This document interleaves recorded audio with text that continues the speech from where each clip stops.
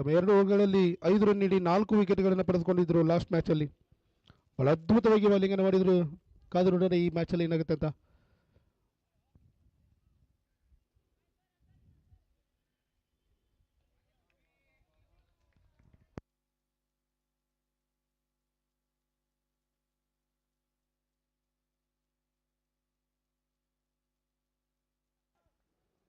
ಮತ್ತೆ ಅಪೀಲ್ ಇದೆ, ಯಾವುದೇ ರನ್ ಬಂದಿಲ್ಲ. ಮತ್ತೆ ಡಾಟ್ ಬಾಲ್ ಆಗುತ್ತೆ. ಡಾಟ್ ಬಾಲ್ಗಳ ಸುರಿಮಳೆನೆ ಬರ್ತಾ ಇದೆ. ಇಲ್ಲಿ ಬ್ಯಾಟ್ಗೆ ತಗಲ್ತಾ ಇಲ್ಲ ಚೆಂಡು, ಅದಕ್ಕೆ ಅವಕಾಶವನ್ನು ನೀಡ್ತಾ ಇಲ್ಲ ಇಂಡಿಯನ್ ಸೋಲ್ಜರ್ಸ್ ತಂಡದವರು.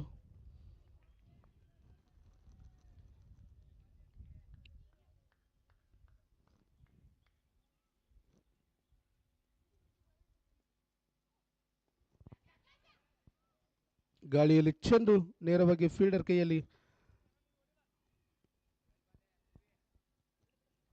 ಕೇವಲ 1 ರನ್.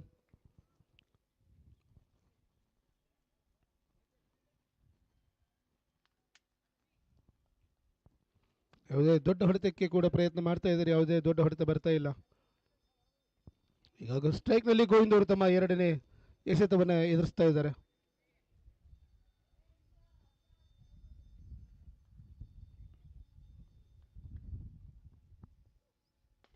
ಉತ್ತಮವಾದ ಬೌಲಿಂಗ್ ಅಂತಾನೆ ಹೇಳ್ಬೋದು. ಬಹಳ ಅದ್ಭುತವಾಗಿ ಹೊಡೆದಂತ ಚೆಂಡನ್ನ ಲಾಂಗ್ ಆಫ್ ನಲ್ಲಿ ಇರ್ತಕ್ಕಂಥ ಕೃಷ್ಣ ಅವರು ಬಂದು ತೆಗೆದುಕೊಂಡಿದ್ದಾರೆ. ಹಾಗಾಗಿ ಕೇವಲ 1 ರನ್ ತಂಡಕ್ಕೆ.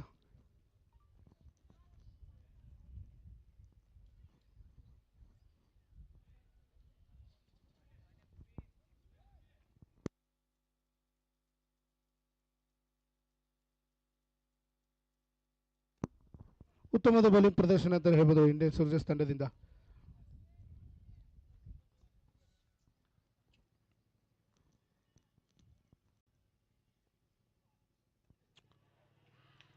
ಎಡ್ಜಾದಂತ ಚೆಂಡು ನೇರವಾಗಿ ಕಿಪ್ಪರ್ ಕೈಯಲ್ಲಿ. ವಿಕೆಟ್ ಅನ್ನು ಕಳೆದುಕೊಂಡಿದ್ದಾರೆ, ದೊಡ್ಡ ವಿಕೆಟ್.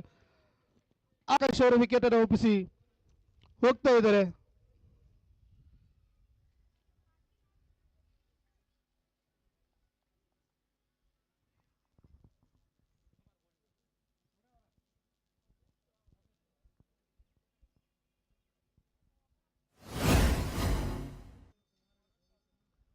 ಈ ವಿಕೆಟ್ ಅನ್ನು ಪಡೆದುಕೊಳ್ತಾರೆ ಬಬ್ಲು ಅವರು, ತಂಡದ ನಾಯಕ. ಈಗ ದೊಡ್ಡ ಆಘಾತ ಅಂತಾನೆ ಹೇಳ್ಬೋದು ದುರ್ಗಾಬಾಯ್ಸ್ ತಂಡಕ್ಕೆ. ತಮ್ಮ ಪ್ರಮುಖ 2 ವಿಕೆಟ್ಗಳನ್ನು ಈಗಾಗಲೇ ಕಳೆದುಕೊಂಡಿದ್ದಾರೆ ಕೇವಲ 3 ರನ್ನಿಗೆ.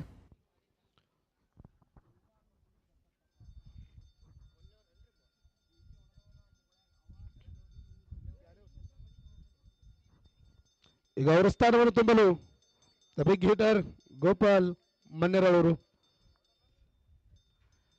ಈಗ ಸ್ಕ್ರೀಜ್ನಲ್ಲಿ ಗೋವಿಂದ್ ಮನ್ನೆರಾಳ್, ಗೋಪಾಲ್ ಮನ್ನೆರಾಳ್ ಅಣ್ಣ ತಮ್ಮಂದಿರ ಜೋಡಿ ಈಗ ಸ್ಕ್ರೀಜ್ನಲ್ಲಿದೆ.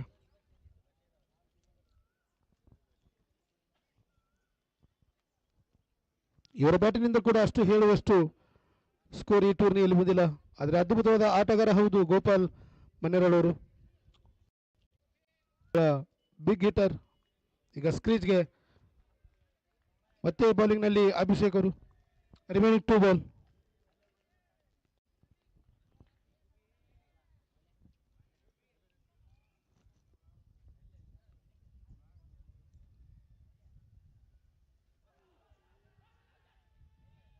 ಮತ್ತೆ ಅಪೀಲ್ ಇತ್ತು, ಯಾವುದೇ ಅವಕಾಶವಿಲ್ಲ. ಮತ್ತೆ ಡಾಟ್ ಬಾಲ್ ಆಗಿದೆ. ಯಾವುದೇ ದೊಡ್ಡ ಹೊಡೆತಕ್ಕೆ ಅವಕಾಶವನ್ನು ನೀಡ್ತಾ ಇಲ್ಲ ಇಂಡಿಯನ್ ಸೋಲ್ಜರ್ಸ್ ತಂಡದವರು. ಇವರಿನ ಕೊನೆಯ ಎಸೆತ ಗೋಪಾಲ್ ಅವರಿಗೆ ಅಭಿಷೇಕ್ ಅವರ ಕಡೆಯಿಂದ.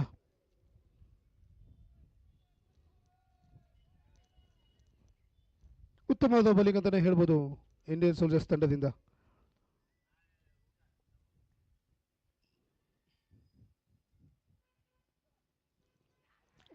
ಮತ್ತೆ ತಮ್ಮ ವಿಕೆಟ್ ಅನ್ನು ಕಳೆದುಕೊಂಡಿದ್ದಾರೆ. ಮತ್ತೆ ಆಘಾತ ದುರ್ಗಾ ಬಾಯ್ಸ್ ತಂಡಕ್ಕೆ.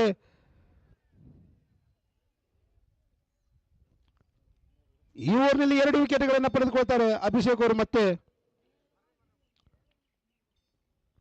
ಈಗ ಅವರ ಸ್ಥಾನವನ್ನು ತುಂಬಲು